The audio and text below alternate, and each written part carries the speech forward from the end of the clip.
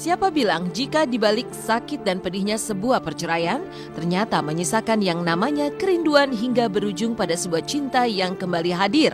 Alih-alih tak bisa pindah ke lain hati, maka rujuklah yang menjadi penyelesaian akhir.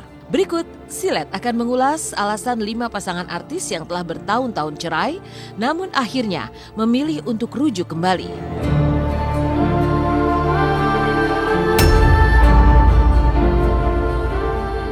Di urutan pertama ada nama Eddis Adelia, Setia. Kira-kira inilah yang pantas disematkan pada artis Eddis Adelia. Setelah hampir 4 tahun lamanya menjanda, akhirnya Eddis memilih kembali untuk menikah lagi dengan mantan suaminya Ferry Setiawan pada 25 Maret 2020 lalu. Sebelumnya, Eddis dan Ferry pernah menghadap penghulu pada 27 Oktober 2012 silam. Sayang, pernikahan mereka harus berakhir di pengadilan agama pada 4 Agustus 2016. Pernikahan Eddis dan Ferry sendiri sudah banyak mengalami ujian.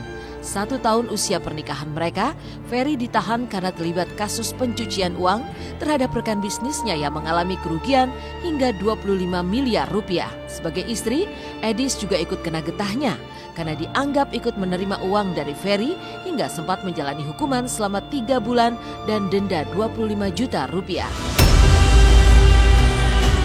Usai Eddis keluar dari dalam tahanan, ia selalu menjenguk sang suami di penjara.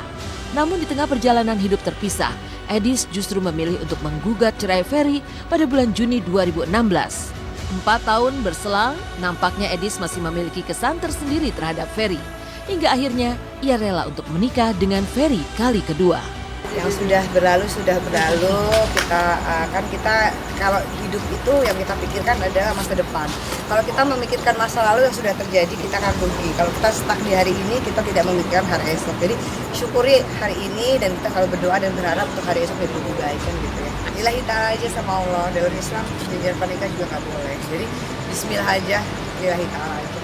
Oh pasti ya, sampai saya menyatakan iya untuk kembali rujuk itu kan pastinya banyak hal yang sudah kita bicarakan berdua dan pastinya itu kan bersifat profesi ya kita berdua, yang mana sampai saya memutuskan untuk kembali itu pasti kita udah melalui perbincangan diskusi yang luar biasa panjang, yang mana kita belajar dari pengalaman, kita pernah sama-sama gagal, kita berdua pernah ngalamin susah senang bareng-bareng, pernah ngalamin ujian yang luar biasa berat bareng-bareng juga gitu. Jadi hal-hal apa yang membuat kita kegagalan kemarin itu, hal-hal apa yang tidak disukai atau kurang kita sukai, kita diskusikan dan kita berdua punya niatan untuk memulai dari awal menggapai ridhonya Allah, menjadi rumah tangga yang sakinah, mawaddah dan warahmah. Itu kita kita luruskan dulu seperti itu dan kemudian pastinya dengan komitmen itu. Pastinya ada ser-ser lagi, ada grogi-grogian lagi, orang awal-awal aja mau pegangan tangan aja juga deg-degan lagi gitu.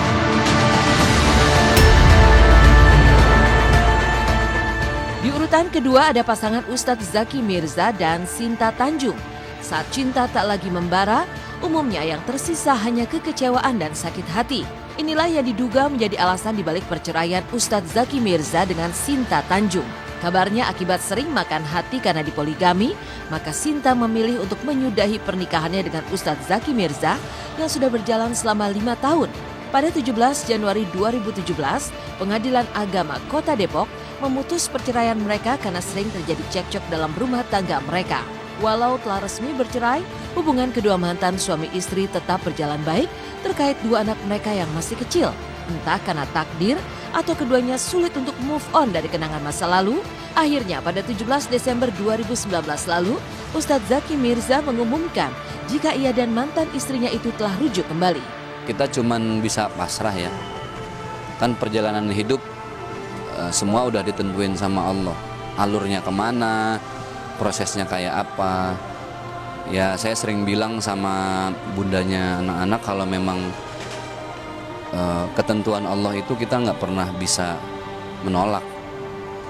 Tugas kita cuman lebih pasrah dan lebih banyak introspeksi diri. Nggak usah terlalu banyak ngumbar sana sini apa yang menurut kita itu baik. Ya pokoknya apa yang baik dari kita mudah-mudahan bisa jadi pelajaran buat yang lain. Sekarang udah bisa bareng, terus mudah-mudahan istiqomah. Seperti yang saya sampaikan ya 3 bulan ke depan kita lebih banyak coba ngebenahin diri masing-masing aja.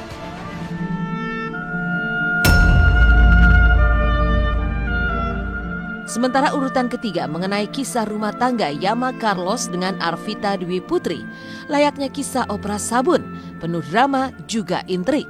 Beragam konflik mewarnai rumah tangga mereka, mulai dari kasus dugaan perselingkuhan hingga soal anak. Terlanjur cinta, Yama pun enggan bercerai dari sang istri dan meminta pada Arvita Dwi Putri untuk rujuk kembali. Sebelum akhirnya pasangan ini memutuskan untuk tinggal serumah lagi, Arvita Dwi Putri mengajukan 3 syarat. Syarat pertama mengenai adanya pengasuh atau babysitter untuk mengurus buah hati mereka. Syarat kedua, Vita pun meminta Yama untuk menyediakan kamar khusus untuk anak.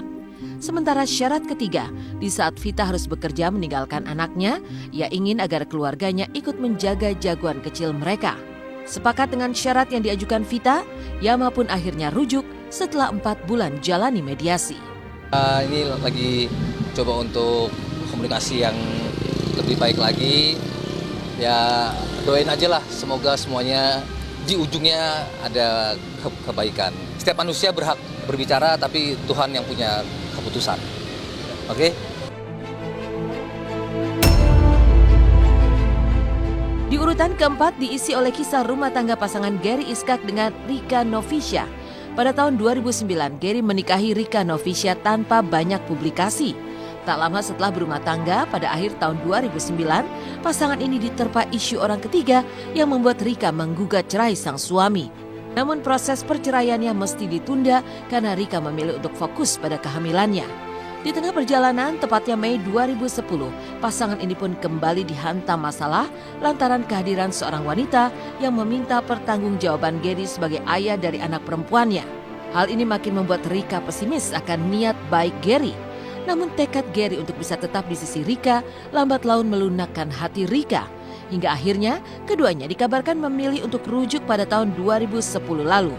Hingga kini rumah tangga Gary dan Rika terlihat harmonis setelah keduanya memutuskan untuk berhijrah. Ya saya yakin ada Allah ya. Jadi kalau mau kita kan kalau sesuatunya kan kalau benar-benar itu baru akan terjadi gitu loh kan, semua ucapan itu doa. Ya semoga pernikahannya membawa berkah buat dunia dan akhirat. Amin. Amin.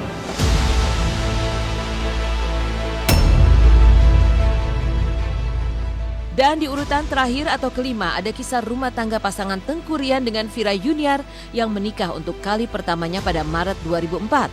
Vira Yuniar sempat menggugat cerai suaminya itu pada Juli 2009 silam. Vira menggugat Tengku Rian setelah keduanya pisah ranjang selama 3 bulan. Kabarnya persoalan ekonomi melatar belakangi Vira untuk menyudahi pernikahannya dengan Tengku Rian. Keduanya pun harus menjalani masa persidangan yang cukup panjang. Namun perjumpaan mereka di ruang sidang diduga membuat Tengku Rian seolah merasakan benih-benih cinta mulai tumbuh kembali terhadap Vira. Layaknya masa pacaran mereka dulu. Dan siapa sangka jika momen itu menjadi awal berseminya cinta mereka. Hingga akhirnya pada tahun 2011, persisnya 2 tahun setelah keduanya resmi bercerai, Vira Yuniar dan Tengku Rian memutuskan untuk kembali rujuk dan berjalan atas nama cinta. Masih banyak waktu buat anak-anak gitu. Ya ibadah yang lebih baik, ya kan. Terus sisanya ya sama aja lah, kita menjalani polanya juga sama aja gitu. Adapun jodoh ya gini. Jodoh ini adalah artinya bahwa kita melakukan proses pernikahan dengan sah. Jodoh memang tidak akan pernah kemana-mana. Kalau memang itu jodohnya, ya dia akan ketemu. Sekalipun dipisahkan oleh 2 laut, sekalipun dipisahkan oleh langit dan bumi, kalau memang itu jodohnya, ya Allah akan pertemukan. Kalau kita ingin supaya jodoh kita ini abadi, hendaklah bersepakat untuk saling mentaati Allah, untuk saling menjaga hubungan, ketaatan kepada Allah. Semua inilah yang akan menjadi sebab jodoh itu menjadi abadi di dunia dan abadi di akhirat.